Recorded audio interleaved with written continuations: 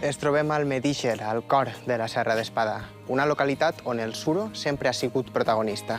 Avui, en Terra Viva, la ruta de les sureres.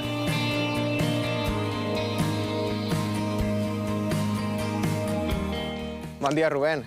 Bon dia, Òscar. Què tal, com estem? Així estem, esperant. Estem així en plena Serra d'Espadà i parlar de cet entorn és parlar de les sureres, no? Sí, ara mateix estem en un dels boscos més importants de sureres d'ací de la Comunitat Valenciana.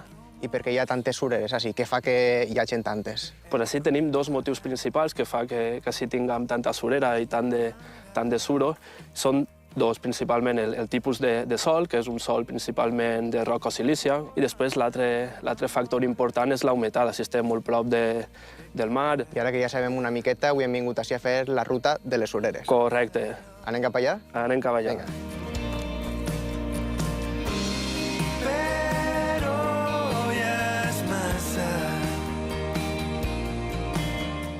Mira, Òscar, així podem veure un exemplar on vegem que el suro s'ha extret recentment. Veus que té un color Aquesta és la part que s'ha llevat, no? Correcte. L'escorça.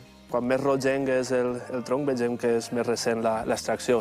El que és l'obtenció de l'extracció del suro es fa d'una manera molt sostenible i molt respectuosa amb el medi ambient, perquè en cap moment estem talant l'arbre. Així tenim un fragment del que seria l'escorça, el que seria el suro. Vegem que a la part exterior seria més dura, però a la part... Exacte, està d'ací. Correcte, a la part interior vegem que és més blaneta.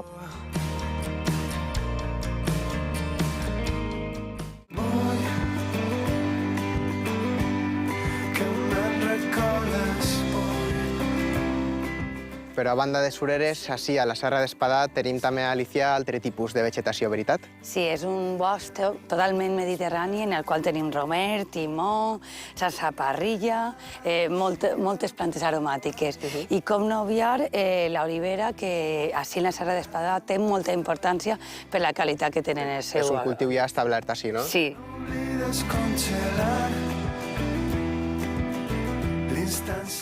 Però, Rubén, el suro, què és exactament? El suro és l'escorça de la surera i està composada per cèl·lules mortes i aire, per això és tan lleuger. I realment és un dels mecanismes de defensa que té la surera, el protegeix d'amenaces externes, com per exemple el foc. I m'he fixat en alguns que tenen esta part verdosa d'ací davant. Això per què? Correcte, mira, això serien uns líquens, i això és molt curiós perquè és un indicatiu de dues coses. En primer lloc, que l'aire és molt pur, que no hi ha contaminació en aquesta zona, i en segon lloc, actua com una brúixola. Està indicant on estaria el nord. Ara que ja coneguem per què hi ha tantes sureres així a la Serra d'Espadà, anem a conèixer com s'extreia este suro i quina importància tenia per al Medíxer.